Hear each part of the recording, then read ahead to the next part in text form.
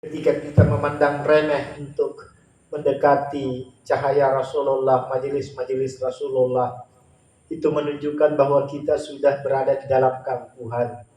Kita sudah merasa tidak punya dosa, atau dosa yang kita anggap itu tidak bernilai lagi bagi kita. Kita tidak menyadari lagi bahwa kita ini sudah penuh dengan dosa. Kita sudah merasa suci sehingga tidak mendekati atau meminta ampun kepada Allah. Itulah sesungguhnya kebanyakan di antara manusia itu terjebak bahwa dirinya suci sehingga enggan untuk mendekati majelis-majelis yang penuh kesucian. Bahwa kita hadir di majelis ini bukan karena kita suci, tetapi kita merasa diri kita kotor, maka mestilah mendekati kesucian itu sendiri.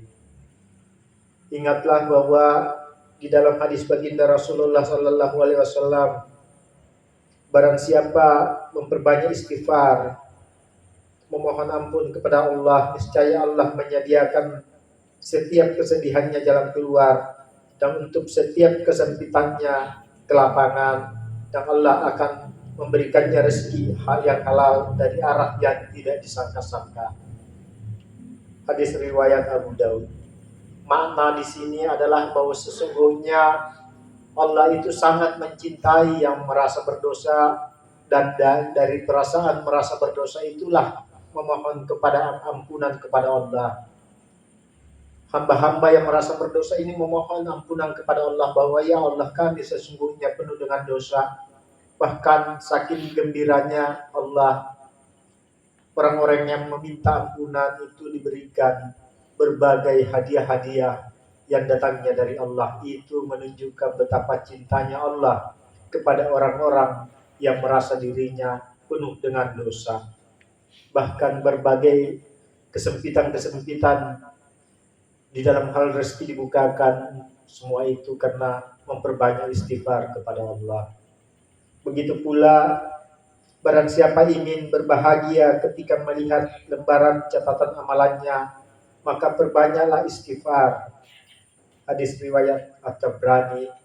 Itulah betapa kedudukan merasa berdosa ini penting.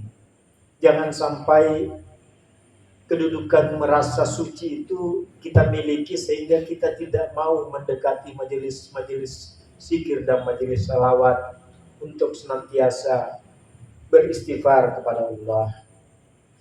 Nabi Shallallahu Alaihi Wasallam bersabda, setiap penyakit itu ada obatnya, dan obatnya dosa adalah istighfar, meminta ampunan. Imam Abdelani dari sahabat Ali radhiyallahu anhu. Seluruh anak Adam berdosa, dan sebaik-baik yang berdosa adalah bertaubat. Jadi disitulah bahwa kita ini penuh dengan dosa-dosa dan bergelut dengan dosa-dosa. Kalau kita biarkan terus diri kita di dalam keadaan berdosa, larut di dalam dosa, lantas kita enggan untuk mensucikan diri atau menghadiri majelis-majelis zikir, maka sesungguhnya sifat keangkuhan telah melanda diri kita atau sudah masuk jadi penyakit pada diri kita. Karena itu sifat merasa suci Allah menegur di dalam Al-Quran. Sesungguhnya janganlah engkau merasa suci, sesungguhnya mensucikan kamu adalah Allah. Itulah sebabnya berulang-ulang ditekankan di sini, jangan sampai penyakit merasa suci, merasa paling bagus di antara orang-orang lain itu menimpa kita. Itu sangat berbahaya bagi diri kita. Itu sangat merusak keimanan kita. Karena penyakit-penyakit orang-orang yang beriman, ketika mereka sudah mampu melawan hawa nafsunya dari dosa, maka iblis memasukkan di dalam pikirannya bahwa engkau merasa sudah baik, engkau merasa suci dibanding orang-orang lain. Itulah sebabnya sifat-sifat iblis itu menjadi hijab, bahkan melupakan akan dosa-dosa itu sendiri. Tidak merasa berdosa itu adalah sesuatu sudah penyakit yang sangat besar.